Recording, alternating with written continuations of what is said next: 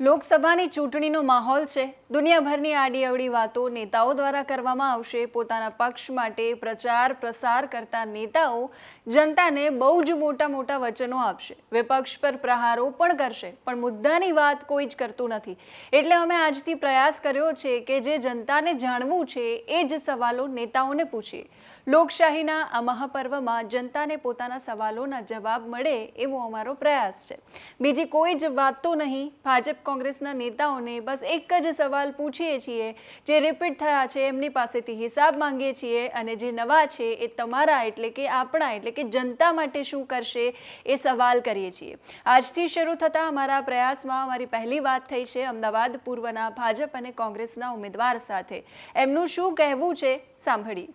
હા, હિંમતસિંહ સાથે વાત થઈ રહી છે ને? હાજી હા, મારે એક સવાલ પૂછવો છે લોકસભાને લઈને। જો તમે જીતીને આવો છો તો 2029માં અમે તમારે ત્યાં શું જોવા આવીએ? મારો મતલબ એવો છે કે તમારું આવતા 5 વર્ષનું વિઝન શું છે? તમે શું કરવા માંગો છો જનતા માટે?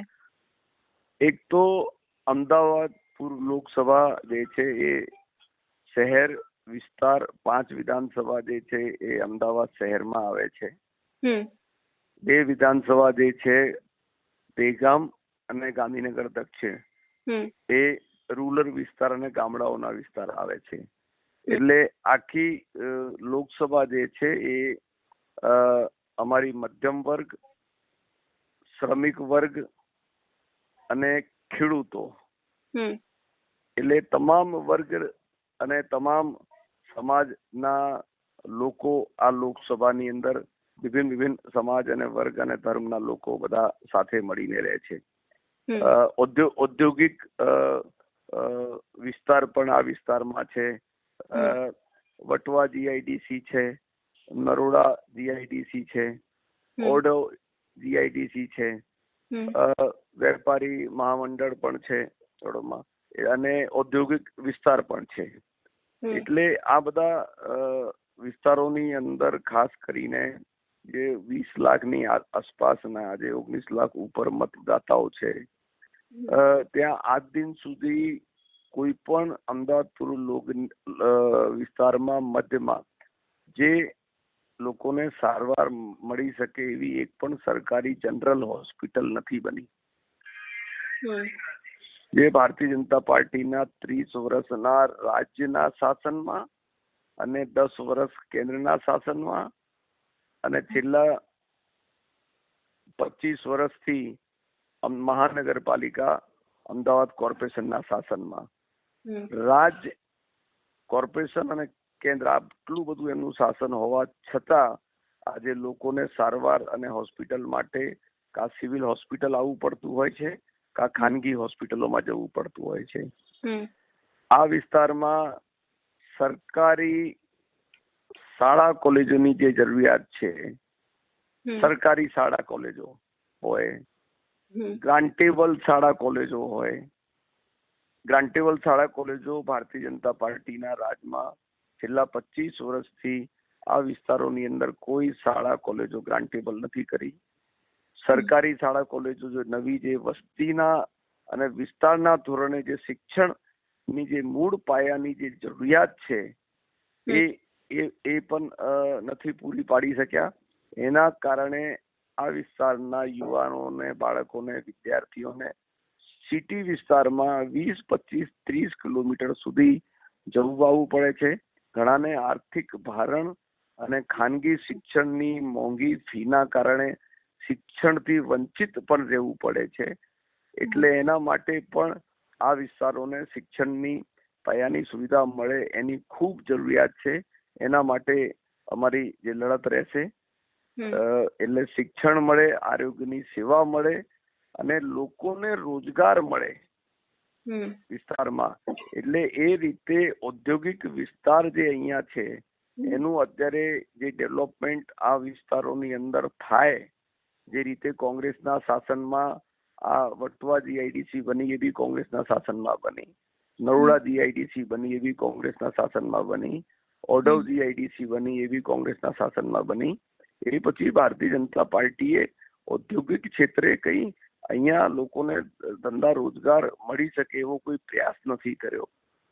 એટલા માટે એના માટે અમે પ્રયાસ કરીશું કે જેનાથી પૂર્વ વિસ્તાર એક ઔદ્યોગિક વિસ્તાર તરીકે એક એની ઓળખ છે, એ ઓળખ મજબૂત થાય અને અહીંયાના યુવાનોને, અહીંયાના જે સ્થાનિક યુવાનો જે છે આ વિસ્તારમાં, એ લોકોને રોજગાર મળે, એમના ઘર આંગણે કામ ધંધો મળે, નવયુવાનો જે ઉદ્યોગ સાહસિક યુવાનો હોય એમને નવી જીઆઈડીસીઓ બને તો એ પોતે ત્યાં ધંધો રોજગાર વેપાર કરી શકે તો એને પણ લાભ મળી શકે. આ બધી જે બાબતો છે સરકારી રીતે કોઈ પણ સ્પોર્ટ્સના, તમે જુઓ કે પશ્ચિમના વિસ્તારમાં હમણાં જ 1.5 વર્ષ પહેલા 1,000 કરોડની આસપાસની માતબાર રકમનું સ્પોર્ટ સંકુલ બનાવ્યું છે, સ્પોર્ટ સંકુલ. જ્યારે આ વિસ્તારની અંદર કોઈ પણ જે અમારા સ્પોર્ટ્સના જે યુવાનો છે, જે રમતવીરો છે, એના માટે કોઈ પણ વ્યવસ્થા, કોઈ પણ સ્પોર્ટ્સ સંકુલ એવું નથી બન્યું કે જેનાથી જે સ્પોર્ટ્સની અંદર જે યુવાનો છે કે ત્યાં જઈ શકે, ત્યાં એ સ્પોર્ટ્સની અંદર પોતે જે રમતની અંદર જે એ લોકો આગળ પડતા હોય ત્યાં એને કોચિંગ મળી શકે અને આગળ એ લોકો સારું કામ કરી શકે.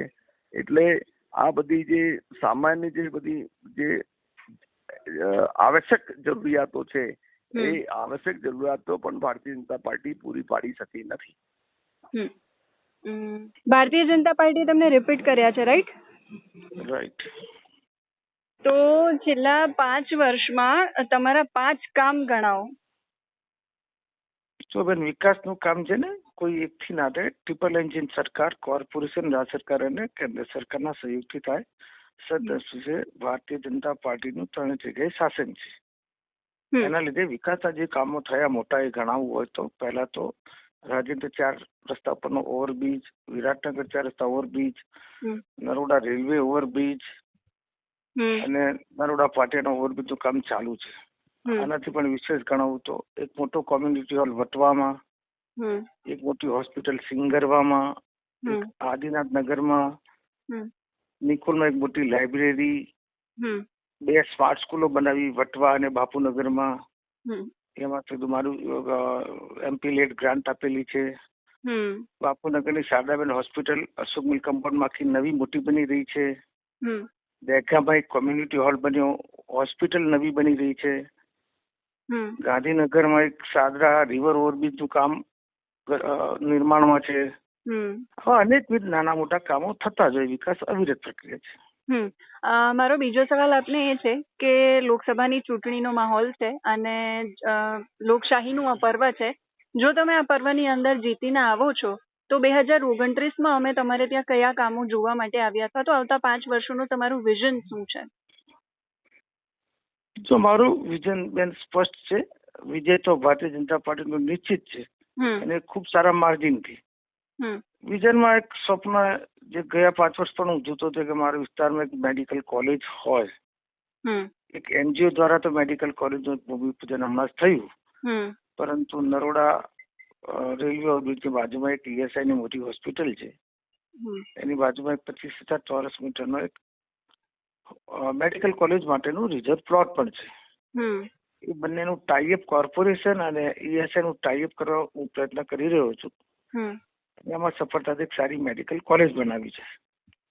શિક્ષણ માટે મારા વિસ્તારની બધી જ શાળાઓ સ્માર્ટ સ્કૂલમાં રૂપાંતરિત થાય એ દિશાનો મારો પ્રયત્ન રહેશે.